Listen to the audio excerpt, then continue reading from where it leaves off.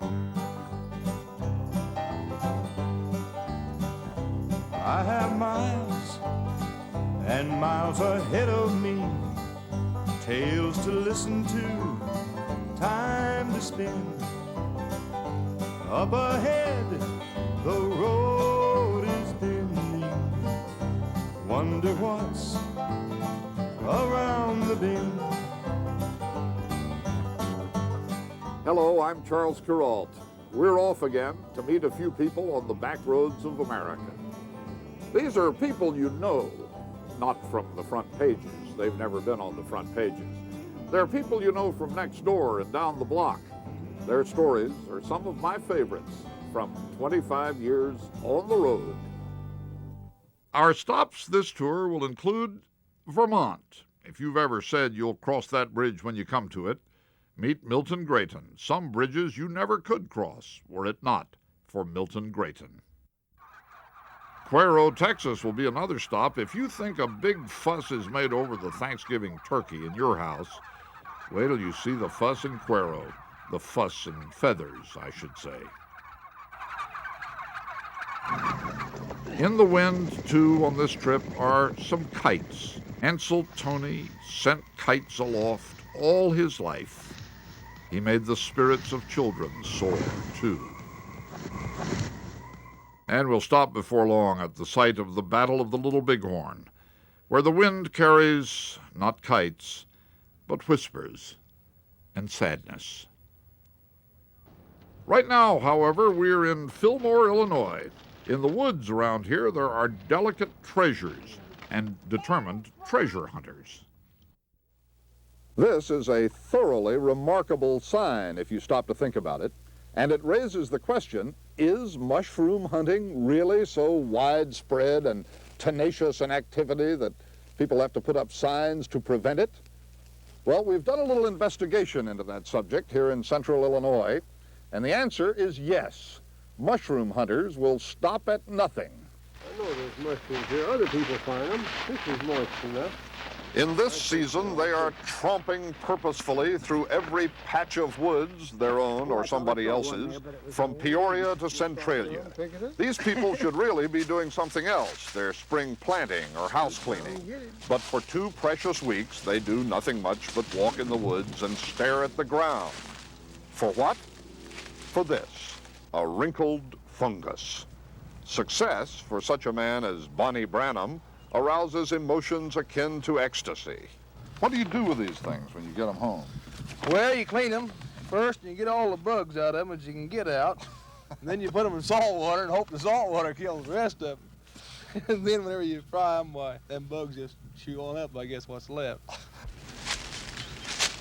It is said in the backroads village of Fillmore that people in northern Illinois don't have any mushrooms, and that people in southern Illinois are too cautious and superstitious to hunt them.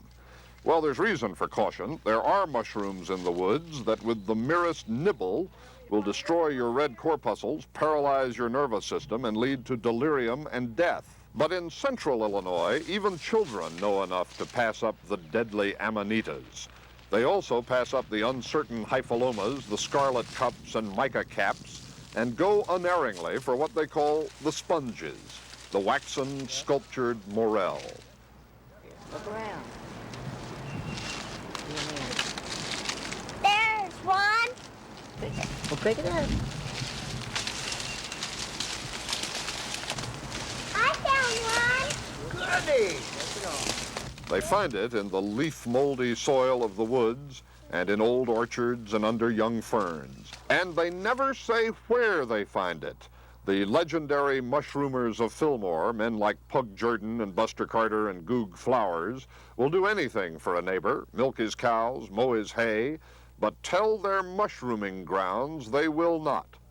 Same for Jack Cole. One thing about it, it's something that a child, an old person, a lady or a man, they don't have to give anybody any odds physically. They can, you all find mushrooms. It's a universal sport, and they're good eating. Whether they've got milk teeth or store teeth. Well, they taste good. There's no question about that. A mushroom cooked right is one of the best eating things there is now. That is all. If they're not cooked so good, they're still second best. Is that right? Once found, of course, they're cooked, and here taste enters in. Norval Prater likes his scrambled with eggs, so that's the way Wilda Prater does them.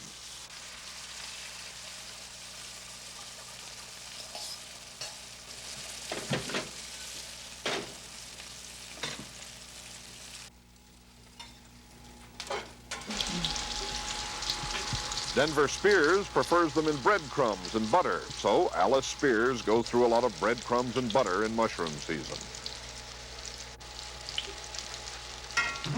Morels have a wonderful, delicate taste, far better than those rubbery slices that come in a can. But we have learned a secret. Eating mushrooms, great as that is not as great as finding them. Ruth Alexander, on her way home from her woods or somebody else's, has found 584 in the last week. The news has spread. Her name is spoken with deference all over Montgomery County. Morels are a miracle. They appear only for a few days, only in the spring, and since they defy cultivation, only in the wild. They are a gift from the woods. People around here accept the gift. Oh, I found another one! Oh my gosh, isn't it a beauty? Where, dear? Right here. I walked all over. Oh, look at there, it's pushing up the leaves. Look at that. Oh, beautiful. And is it a fresh one? Oh, See, we're gonna have something to eat tonight.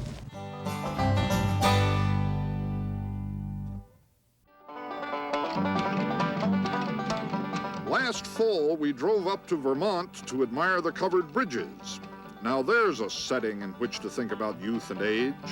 Covered bridges were built by our great-grandfathers, built better than we remember how to build today. All most of us can do is admire them over the span of time. Covered bridges still exist in New England because New Englanders cherish them so. Besides, they're attentive to what's written in the scriptures. And it's right there in Proverbs 22:28. Remove not the ancient landmark which thy fathers have set. That is where Milton Grayton comes in. Milton Grayton never went to engineering school. But if you want to save a covered bridge, he's the man you call on. The one he was saving when we met him was the Bedell Bridge across the Connecticut River. It was built more than a century ago. Are you doing it the old-fashioned way? Yes, yes. Everything's done by hand power. Why do you do it that way? To make it fit the structure. If you look at the workmanship in it, you don't have to be an ancestor worshiper to admire the person who built it. Well made, were they? Oh, yes, yeah, they were artists. The joints are good. There are joints that you can't get made today. It's gone. The workmen aren't here anymore. They're all in the cemeteries. Well, not quite all. Milton Grayton can make those joints as well as any workman of the past, and Milton Grayton has a son who is learning. There are always a saving few who make the link across the river of time, the connection between the way we are and the way we used to be.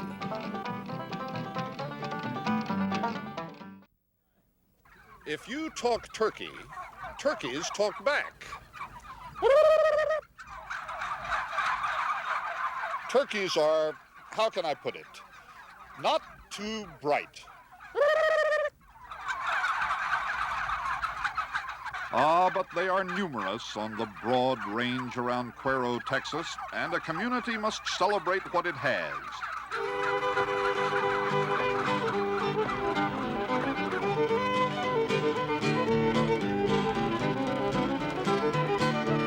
So every year in the crisp fall days before Thanksgiving, Cuero celebrates turkeys.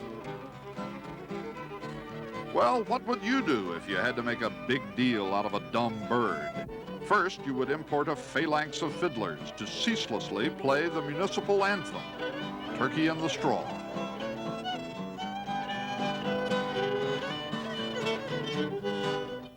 Then you would stage a turkey race.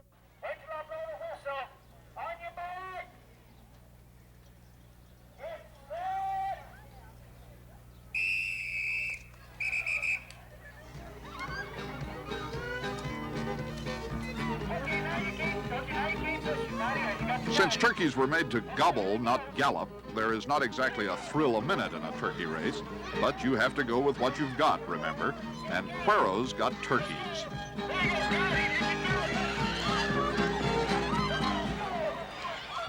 After an eternity, there are winners and turkey trophies, which self-conscious boys accept on behalf of their puzzled birds.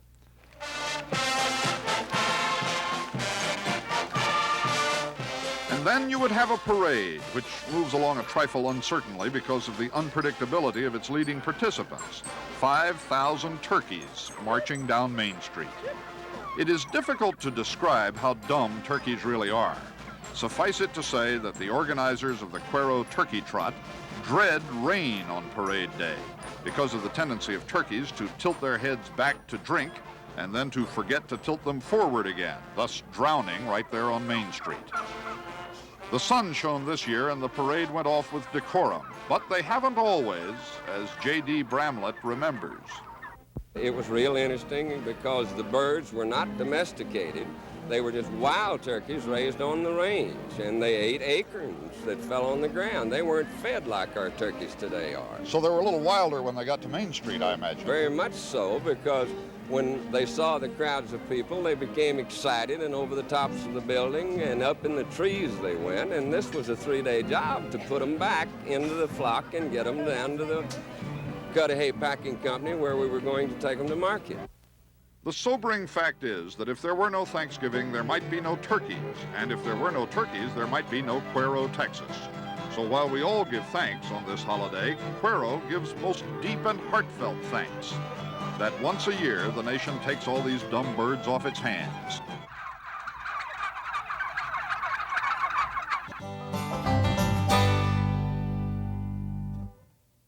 Ansel Toney is 89. He has lived with nature every day of his life and has learned to appreciate nature as a farmer will. Ansel Toney knows the ways of the earth in his bones. He has come to know the ways of the wind as well. He's too old to be a full-time farmer anymore, and so where could a lover of nature turn? Ansel Toney turned to a pleasure of his boyhood, flying kites.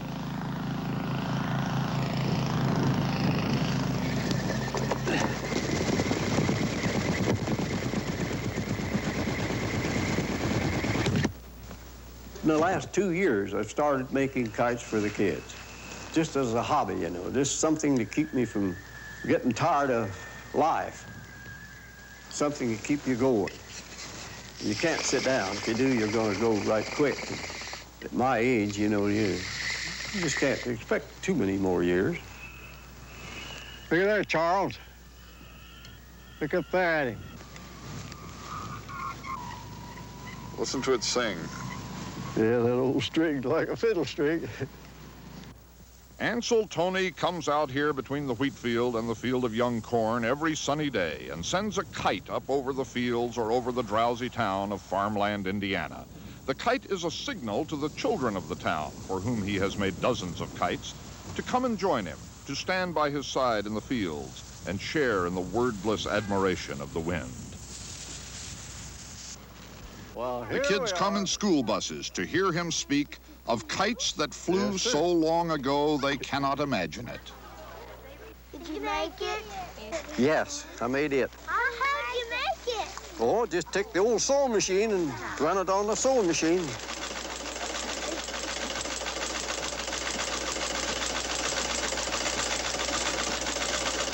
The sewing machine looks as if it has a little age on it. Yep, 67 years old. Wife bought it when we first got married, 1910. Did you always know how to use it? Never used it before till 2 years ago. Started making kites, and I had it all to learn. And it doesn't seem bad, but there's just about as much tool on it as there is a big combine on the farm. To operate, you got to know how to handle them. Now let her go. Try it again.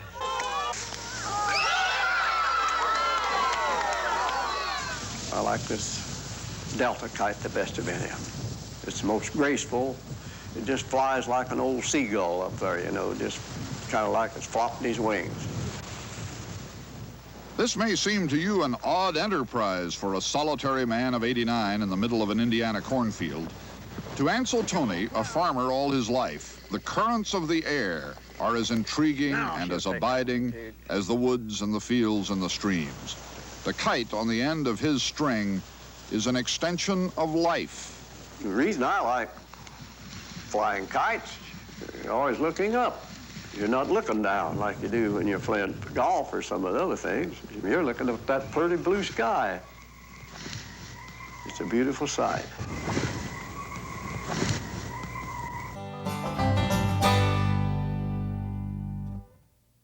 This is about a place where the wind blows and the grass grows and a river flows below a hill.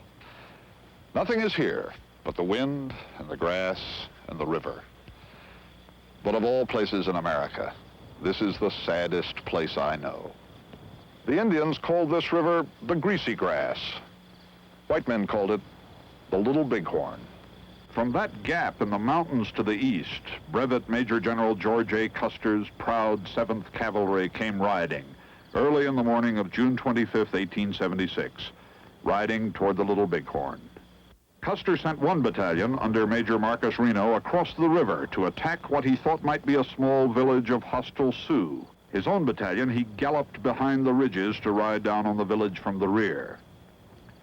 When at last Custer brought his 231 troops to the top of a hill and looked down toward the river, what he saw was an encampment of 15,000 Indians stretching for 2.5 miles, the largest assembly of Indians the plains had ever known, and 1,000 mounted warriors coming straight for him. Reno's men, meantime, had been turned, routed, chased across the river, joined by the rest of the regiment, surrounded, and now were dying, defending a nameless brown hill. In a low, protected swale in the middle of their narrowing circle, the one surviving doctor improvised a field hospital and did what he could for the wounded.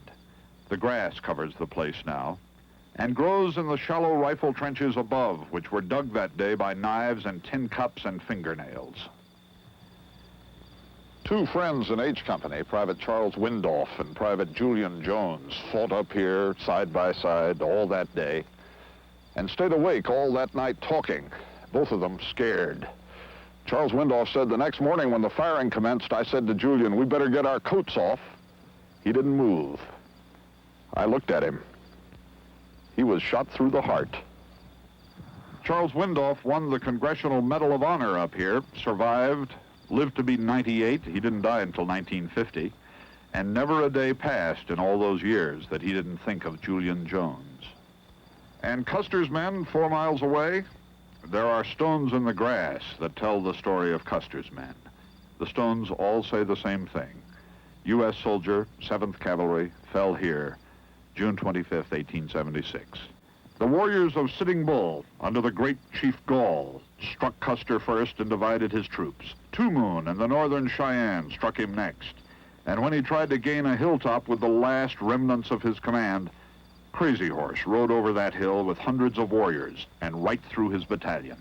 The Indians who were there later agreed on two things: that Custer and his men fought with exceeding bravery, and that after half an hour, not one of them was left alive. The Army came back that winter. Of course, the Army came back and broke the Sioux and the Cheyenne and forced them back to the starvation of the reservations, and in time murdered more old warriors and women and children on the Pine Ridge Reservation than Custer lost young men in battle here. That's why this is the saddest place. For Custer and the 7th Cavalry, courage only led to defeat. For Crazy Horse and the Sioux, victory only led to Wounded Knee. Come here sometime and you'll see there is melancholy in the wind and sorrow in the grass, and the river weeps. Well, time to say goodbye until our next trip together. We've heard about a story up the road here, but we kind of hope we never get there. With luck, we'll stumble upon something more interesting along the way. I can see the road is bending. Wonder what's around the bend.